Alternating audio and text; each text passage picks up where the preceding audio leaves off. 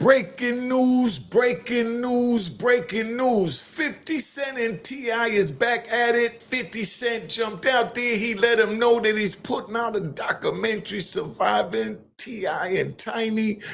Man, listen to this. I'm going to play where T.I. told 50 that he was getting ready to do the same thing to him. And then now 50 announced that he did it. We already know 50 know how to do it because he did it with Diddy. And look what it did to Diddy when Diddy was up to get his pardon. Did Diddy get his pardon? I don't think he did it, did he? Somebody let me know, man. Let's get this party started.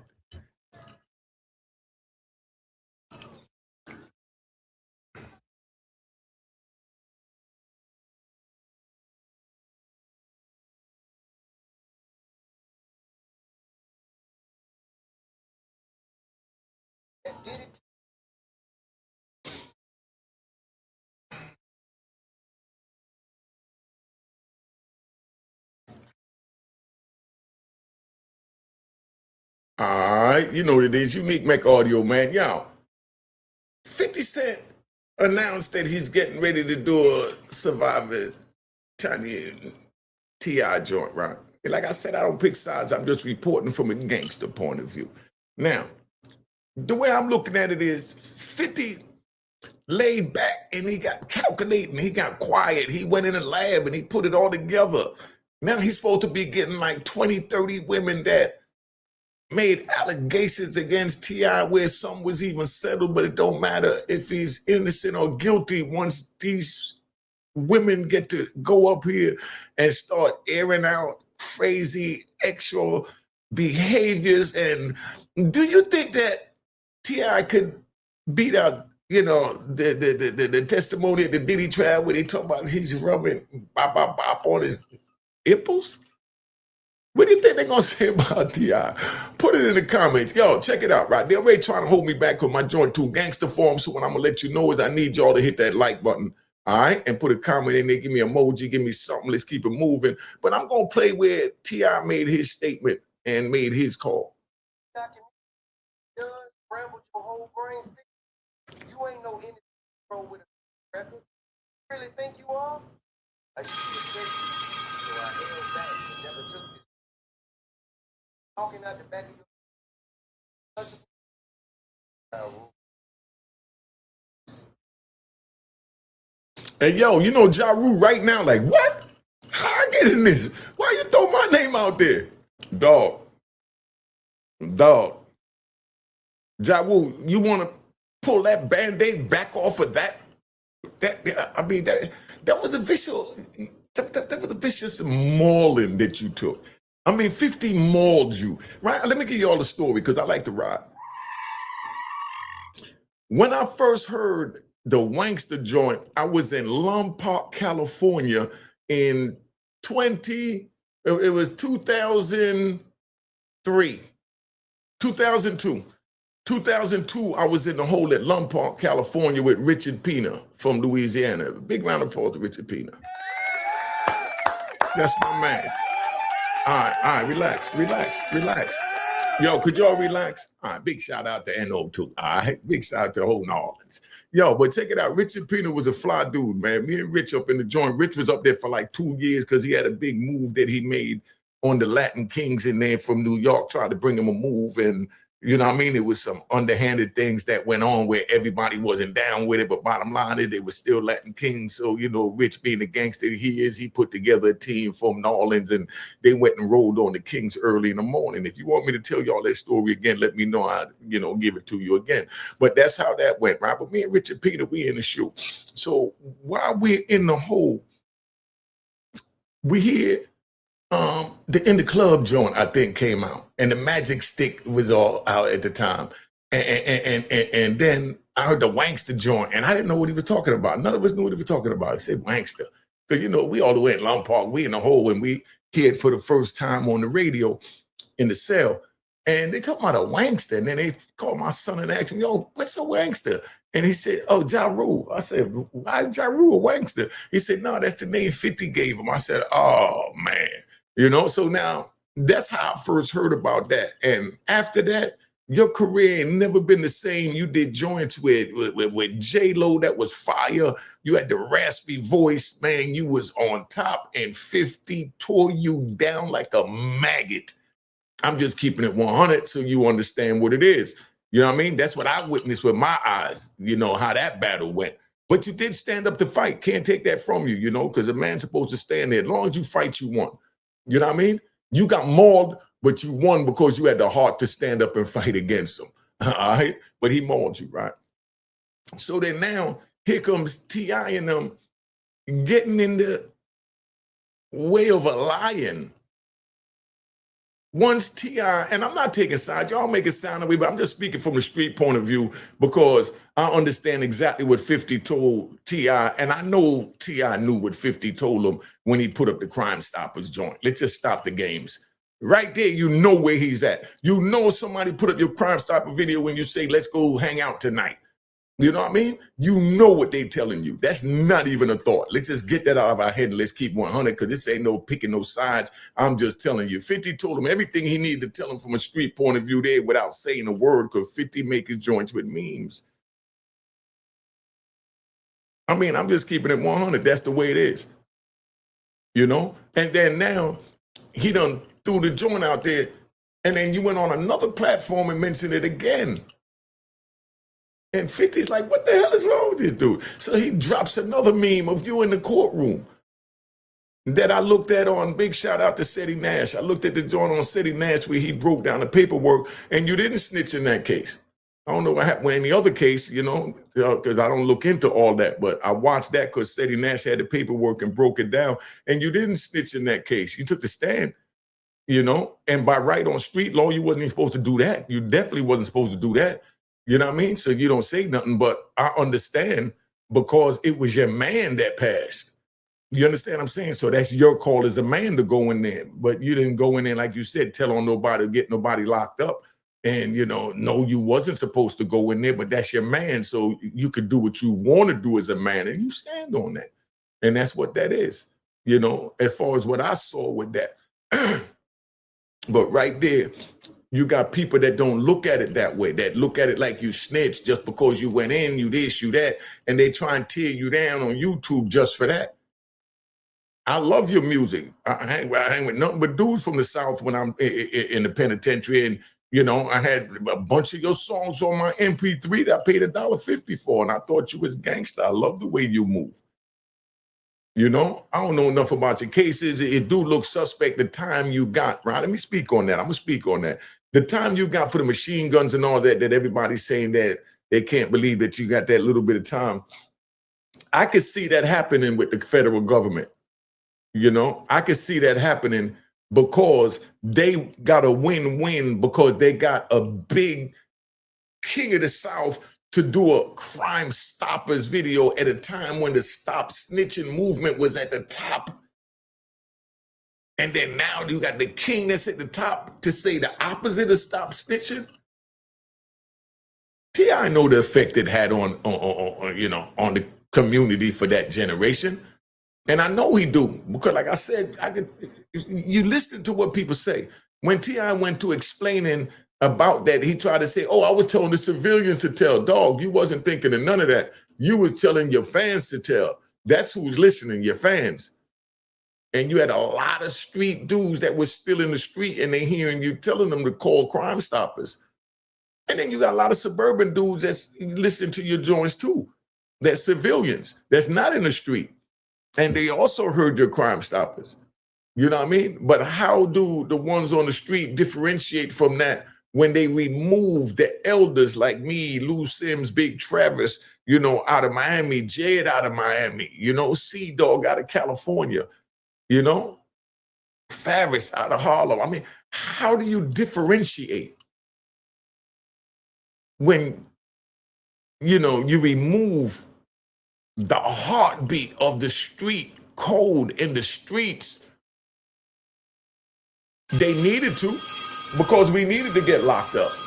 They definitely needed to, because they needed to get locked up. You know what I mean? I needed to get locked up. You know, I don't believe I should have got locked up for a life sentence. Because it ain't like I killed nobody. So I mean, that's how I feel. But bottom line is, you know what I mean? I got what they call justice and I served my time. And now I'm trying to give back to the community. But now, you know, from everything that you went through, T.I. and 50 Cent, to where y'all at now, 50 already set his lane that he's the king troll. He goes at everybody. Everybody know that. Like I said, everybody get up in the morning and see what 50 Cent gonna post. You know what I mean? And that's just mandatory. You know, like they get up to listen to the Breakfast Club. You know, 50 is like, you know, the visual Breakfast Club. You get up to see what's going on, what crazy thing 50 gonna say. You know, and like 50 says himself, and I know this may sound like it's defending him, but I'm just speaking the facts. You know, he said himself, by him saying your name, you know, that's equivalent to him throwing your alley hoop for you to just put the ball in the basket. Because once your name, look at all that he went through with Jim Jones. Jim Jones made a big old bag off of that whole run. You think Jim Jones paid attention to any of that? That he told him, I called him a squatter and all that? Man, Jim Jones just saw his bank account going up and saw his YouTube numbers going up and everything going up. And he's like, oh man, let me get on him some more. And that's all it is. This is business to 50. You understand? And I know you running a business, and T.I., you did an excellent job throughout this. Let me give him his props in this round of applause. I got to give T.I. his props in this round of applause. I got to give it to him. All right, relax, man. So I can give it to him already.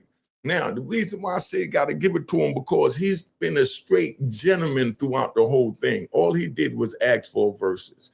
T.I. didn't do nothing wrong. As far as asking a man like 50 that he already supposed to know where he stand, because 50 allegedly made lyrics directed at him when this situation first go down. So maybe he thought over years, being that 50 haven't mentioned his name, that it softened in 50's heart. And, you know, he forgave him. So he asked for verses. But like I said, once 50 shot him that Crime Stoppers joint, and 50 spoke on that case in a song, and T.I. act like he don't get it, that's not gonna work over here with the gangsters. I don't know how y'all on YouTube look at that, but that ain't gonna work with the gangsters. There's no way T.I. didn't know that 50 had a scorn for him in his mouth when he put that Crime Stoppers video up. But T.I. kept it gangster. He kept it professional. And I never once heard T.I. say anything disrespectful to 50 while he was asking him out for the verses. He gave him his catalog, the utmost respect and everything. T.I. was a total gentleman, let me say that. You know what I mean? But you going up against a lion, dog. You know, you raising your family over here and you got everybody looking at it and you got your family, you happy, and 50 over here miserable with no family, no nothing. But at the same time, he's comfortable in that lane being miserable.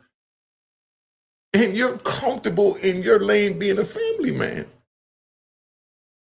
It don't make one better than the other. Because in each one's eyes, they're just as good as the next person. Even though, you know, in the back of their mind, they might say, damn, I wish I had my mother here still in my family. Everybody says that. But when we're on the street, we learn to block those type of things out and keep pushing and use that for fuel. So you want to say it so bad, and it's just pushing against your back like it's pushing you into the world like the wind to get the bag. And that's called motivation. Let's see what else T.I. had to say, you know, the 50 before that jumped out. I just wanted to let it be known that now T.I. done crossed the line and he did this when he should have just chilled. But once, you know, the son, King, felt like if the mother was disrespected and King jumped out there, T.I. had no choice but to roll with his prince. And like I heard T.I. say on the, you know, the Ebro and Lauren Rosenberg show on the video that everybody been putting up. You know, T.I. said it right there, you know, that he felt enough was enough when he saw the picture of 50's mother on his shirt. But by then, you don't let the wolf out the gate. You don't let the wolf in the hen house. And now the wolf going crazy. You know what I mean? And don't forget, after the wolf go crazy in the hen house and maul the hens, you still got to clean up the mess. And that's what the Ebro, Laura, and Rosenberg show was about. Was about T.I. trying to clean up the mess that T.I. made, that he had every right to make. Let me say that, if he felt that way about his mother, or being that he felt that way about his mother, not no if. Being that he felt that it was a disrespect to the mother, he's a man now, he can take care of his sons. That's why in ancient Chinese history, they say when you get in war with a man and you have to take out that man, you take out all the male bloodline that runs from him. Let's take it for a ride. You know, y'all want to ride? I feel like riding. Just like you got Kim Jong-un over there, right? His father died and he got a brother, half brother by another woman, whatever. You know, and then he had an uncle. So the son became the king. So then it's alleged that the son killed the uncle because the uncle would have been the next successor, you know? And then some girls killed, you know, his half brother in the airport by putting a handkerchief over his mouth that somebody told them they'll pay him to do it, that it was a joke, and it had some deadly, you know, gas in it, fumes, and he wound up dying. So that was the end of all the male that could, you know, fight him for the seat, rightfully so, under their cultural laws. Just so you understand. So once the Prince King jumped out there, T.I. had no choice but to back him. And that's why 50 now, being that Damani jumped in, and even if he didn't, I don't know, 50 might have left him alone, because Damani, I never even heard of the young man until, you know, this situation. So he's been living a real good life, you know, staying out the way. But, you know, 50 now wanted to destroy every male character in the Harris, every male bone character in the Harris family. The same way they wanted to all stand up and fight for their mother. 50 said, well, you all gonna fall together for your mother, because I'm gonna get the last one. When I expose how your mother and your father had freakish ways going on, allegedly, when I break that down to the public, I won. You know, that's where 50's at right now, just to break it down. But, you know, that's some about diabolical joint right there, because you're talking about a man's livelihood, his career now. And this is like, you know, this is equivalent to unaliving somebody when you going after the bag like that, because you know what a video like that would do when it dropped. I just don't, you know, I don't get it. But now I also want you to hear how T.I. had his hand in pushing it to this level. I hope somebody put in a comment that this is AI. Somebody tell me this got to be AI, because I like the way T.I. was being a gentleman about it, and I feel he handled it very well, you know, because he stayed professional, but he knew what 50 was saying when he dropped those videos.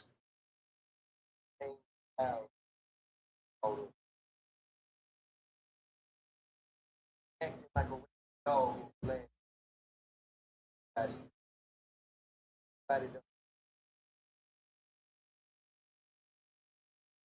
Mm.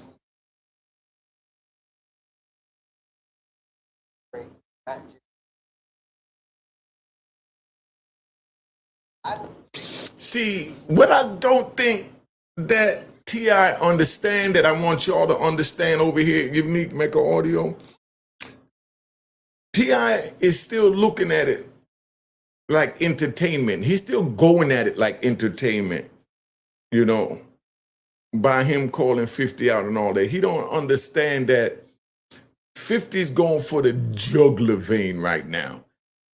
He's going for the lifeline right now. That's where he's at. And T.I. to me is still being a gentleman and still, you know what I mean? Because 50 is like, yo, the talk can stop. It's war now. I don't even want you breathing right now. I'm gonna shut off your bank account. He even put in the post that he need to go get a PR person ready. That means he's gonna smear him so bad as his intentions. Let's finish listening to the rest of this. I've been silent. All back. And T.I. had every right to say that. I'm not saying none of that. But what I'm saying is T.I. is supposed to know that something is going to come if you keep pushing the bill. So now when it comes, that's when everyone is going to want, sympathy from both sides. Because a lot of people letting it be known that, man, 50 being petty. 50 always petty. 50 petty, petty, petty, petty, 50, petty, petty. That's what everybody says, but everybody loves him. And he's like just your funny brother that's always telling jokes. And you know that everything he's saying is a joke. That's how I look at him from where I stand on some man time. I don't take none of that serious like that. It's funny. It's like you snapped on somebody. And it's just like social media is the same thing in real life. Then it disappeared. You know what I mean? Because somebody else gets snapped on. So someone else get viral. And that's the way the chain of command go. But T.I. had every right to say that. He defending his woman, the mother of his children, his queen, his earth. But know who you up against and know the consequences in reality of going to fight with a king of that caliber. Just like you a king of the South. And all you wanted was a simple, Versuz joint that everybody would have loved to see. To me, I don't see how the two would go along because I don't look at the South music to blend in with, to be able to judge with New York music. It's like two different styles, two different beats. That's like New York music and Miami music. You understand? That's like drill music and R&B music. You can't put a drill rap up against Nita Baker. So that's just the way I look at it. But what I know, I ain't heard no music for 15 years, man. So I'm just talking out my lips because I got lips. All right. Why you? That Diddy documentary done scrambled your whole brain. You ain't no innocent bro with a record. You really think you are? I used to my head talking out the back of your